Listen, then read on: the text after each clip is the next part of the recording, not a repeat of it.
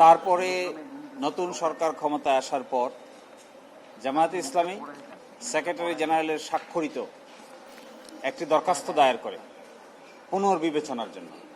এই দরখাস্তটি 22 আগস্ট 2024 তারিখে দায়ের করা হয়।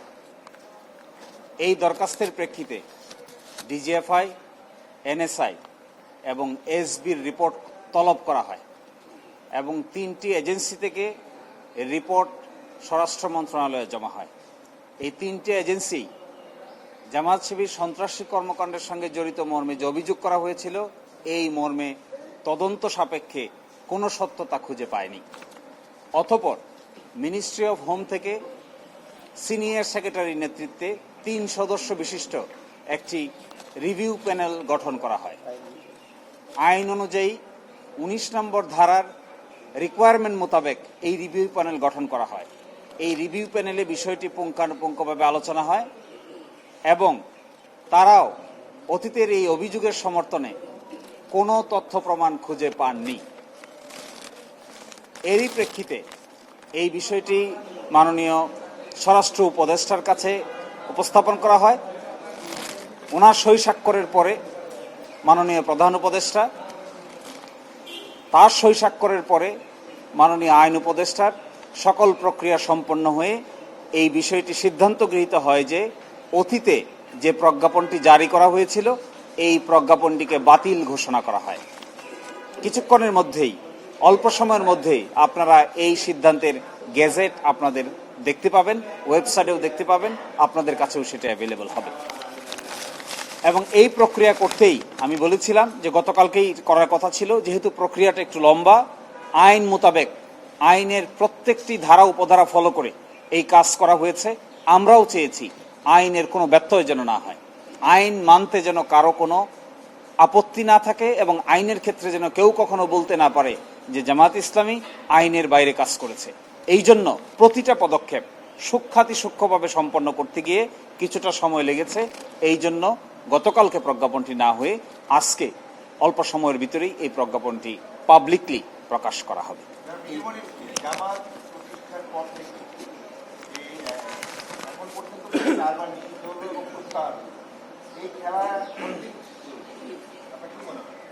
দেখুন, যে নিষিদ্ধের আদেশটি দেওয়া হয়েছিল 1 আগস্ট, এটি প্রত্যাহার হয়নি, এটি বাতিল হয়েছে। এই বাতিলটা যে কারণে ওনারা নিষিদ্ধ করেছিলেন, সবগুলো রিপোর্টে একই ধরনের রিপোর্ট এসেছে যে সন্ত্রাসী কর্মকাণ্ডের সঙ্গে জড়িত এই ধরনের কোনো বিশ্বাসযোগ্য কোনো কিছুই কেউ খুঁজে পাননি। না ডিজিএফআই পেয়েছেন, না এনএসআই পেয়েছেন, না এসবি পেয়েছেন, না রিভিউ প্যানেল পেয়েছে। তাহলে তখনকার এই নিষিদ্ধের ভিত্তি কি? রিভিউ প্যানেলের এখানে মন্তব্য আছে যে ভিত্তিহীনভাবে তখন নিষিদ্ধ ঘোষণা করা হয়। আমরা যেটা আগেই বলেছিলাম যে আসলে এটি ছিল অসৎ উদ্দেশ্য প্রণোদিত, কোনো রকম আইনি প্রক্রিয়া ফলো না করে হুইমজিক্যালি, ইচ্ছাকৃতভাবে যখন তখন যা মনে হয়েছে তখনই তাই করা হয়েছিল। এই বিবেচনাই এই আদেশ আর টিকতে পারে না, সেই জন্যই প্রত্যাহার করে দিয়েছে।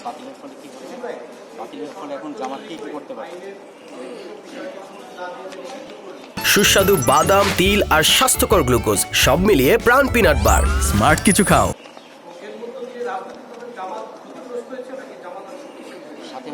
আমি তো মনে করি আপনি যখন কাউকে জুলুম করবেন, এই জুলুমের মধ্য দিয়ে মানুষের হৃদয়ে তাদের অবস্থান আরো শক্তিশালী হয় জালিমের বিরুদ্ধে। সুতরাং আপনি কখনো জুলুম করাটা উচিত নয়। যাকেই জুলুম করবেন তার প্রতি মানুষের যে আবেগ, অনুভূতি এবং দুর্বলতা জালিমের প্রতি বেশি থাকে না। যিনি জুলুমের শিকার হন, মজলুমের প্রতি মানুষের আবেগ বেশি হয়। আমার বিবেচনায় জামায়াত ইসলামী এবং ছাত্র শিবিরের প্রতি, যেহেতু মজলুম, তাদের প্রতি অনেকাংশেই সিম্পেথি বৃদ্ধি পেয়েছে।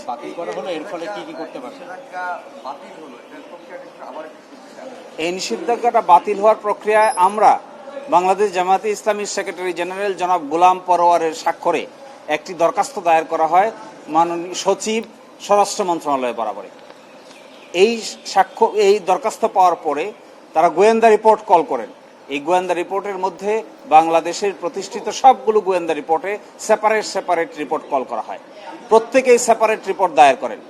তারপরে একটি রিভিউ প্যানেল গঠন করা হয় হোম মিনিস্ট্রিতে সিনিয়র সচিবের নেতৃত্বে 3 সদস্য বিশিষ্ট।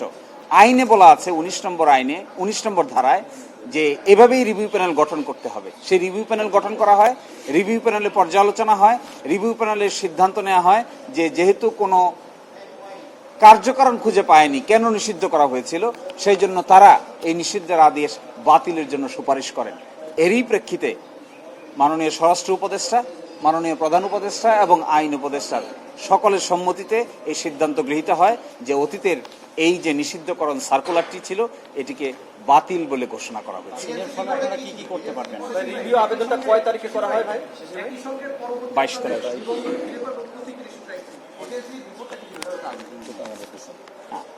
এজেন্সির রিপোর্টগুলো কনফিডেন্সিয়াল, তারপরেও কেউই যে অভিযোগ করা হয়েছে, কি অভিযোগে নিষিদ্ধ হয়েছে আপনারা তা জানেন।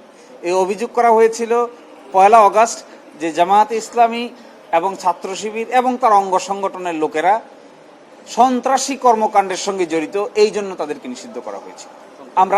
আমরা গতকালকেই বলেছিলাম যে এই সন্ত্রাসী কর্মকাণ্ডের জড়িত এই মর্মে সাক্ষ্য প্রমাণ কোথায়? সবগুলো গোয়েন্দা এজেন্সি বলছেন, সবগুলো রিভিউ প্যানেলের পক্ষ থেকে বলা হয়েছে যে এই মর্মে অতীতের যে সিদ্ধান্ত নেওয়া হয়েছে তার সমর্থনে সন্ত্রাসী কর্মকাণ্ড করেছে বা করছে তার সমর্থনে কোনো তথ্য প্রমাণ তারা খুঁজে পাননি। ফলে এই সিদ্ধান্ত তারা নিয়েছেন, বাতিল করেছেন। আপনারা যে নিবন্ধন বাতিলের ব্যাপারে যেটি আবেদন করতে চেয়েছিলেন রিভিউ, সেটার আপডেটটা একটু জানাবেন। জি, আমি আপনাদেরকে গতকালকেও বলেছিলাম যে আমাদের প্রথম পদক্ষেপ হবে নিষিদ্ধের আদেশ বাতিল করা। নিষিদ্ধের আদেশ বাতিল হয়েছে, পরবর্তী পদক্ষেপ হবে আপিল বিভাগে আমাদের আগের মামলাটি পুনরায় শুনানির জন্য দরখাস্ত দায়ের করা এবং সেই আপিল শুনানি করে ন্যায় বিচারের স্বার্থে আমাদের পরবর্তী পদক্ষেপ গ্রহণ করা, এটা কতদিন? এবং আমরা দ্রুততম সময়ের মধ্যে ওই পদক্ষেপও নিব, আপনারা সেটি দেখতে পাবেন।